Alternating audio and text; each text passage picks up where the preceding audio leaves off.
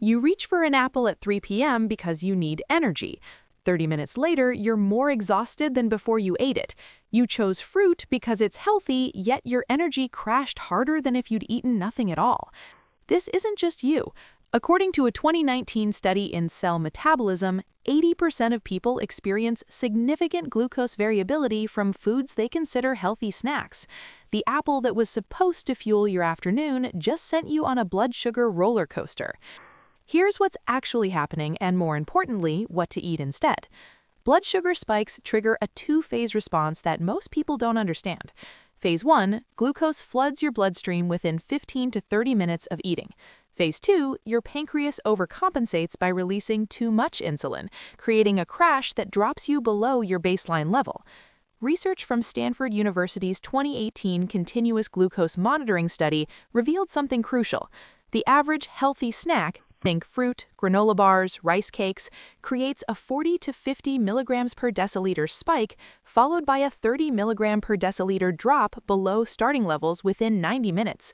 That crash is why you feel worse after eating.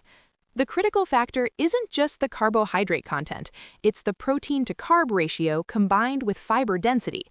A 2020 meta-analysis in diabetes care found that snacks with a minimum 1 to 2 protein-to-carb ratio produced 60% smaller glucose spikes and completely eliminated the subsequent crash.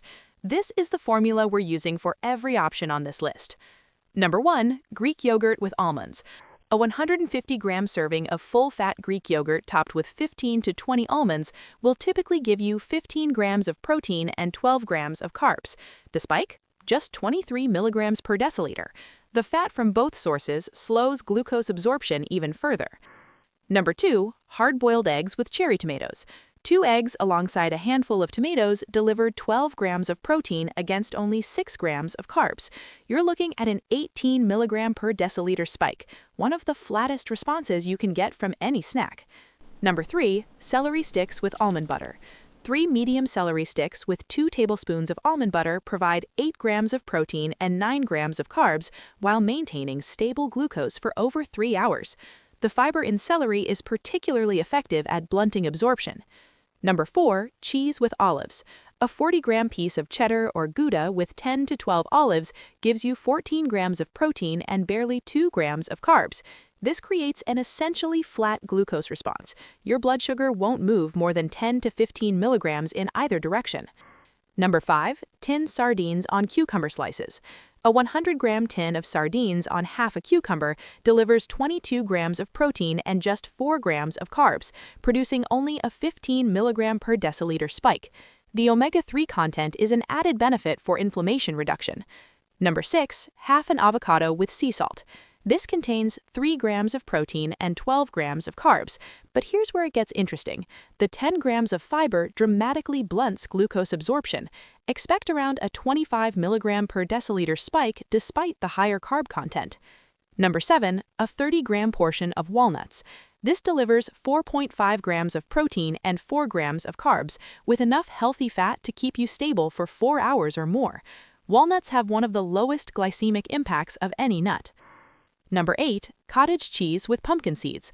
A 150-gram serving of cottage cheese topped with 15 grams of pumpkin seeds will typically give you 16 grams of protein and 8 grams of carbs, causing a modest 20 milligram per deciliter spike. The casein protein in cottage cheese provides particularly slow, steady energy release. Number 9, edamame. A 150-gram serving, about 1 cup of pods, provides 18 grams of protein and 14 grams of carbs. The high fiber content keeps the spike to around 28 milligrams per deciliter, and the complete amino acid profile makes this one of the best plant-based options. Number 10, turkey roll-ups with bell pepper. 3 slices of turkey wrapped around bell pepper strips deliver 24 grams of protein against just 6 grams of carbs for a 19 milligram per deciliter spike. This is the highest protein option on the list and ideal if you need maximum satiety. Continuous glucose monitoring data shows these options produce average spikes under 30 milligrams per deciliter compared to 50 to 70 milligrams per deciliter from fruit alone, crackers, or granola bars. The protocol is straightforward. Consume a minimum of 10 to 15 grams of protein per snack. Keep net carbs, that's total carbohydrates minus fiber, under 15 grams. Timing matters more than most people realize. Space your snacks at minimum 3-hour intervals to allow complete glucose clearance between eating episodes. A 2021 study in Nutrients found this pattern maintained glucose within 15 milligrams per deciliter of baseline throughout the day, compared to 45 milligrams per deciliter variation with conventional snacking patterns. If you're currently experiencing afternoon energy crashes, start by replacing your usual 3 p.m. snack with any option from this list. Track how you feel at the 1-hour and 2-hour marks. Most people notice the difference within the first day. The problem isn't snacking itself, it's snacking on isolated carbohydrates without the protein buffer that prevents the spike crash cycle your body interprets as starvation. Get the ratio right, and snacks stop being an energy problem and start being an energy solution.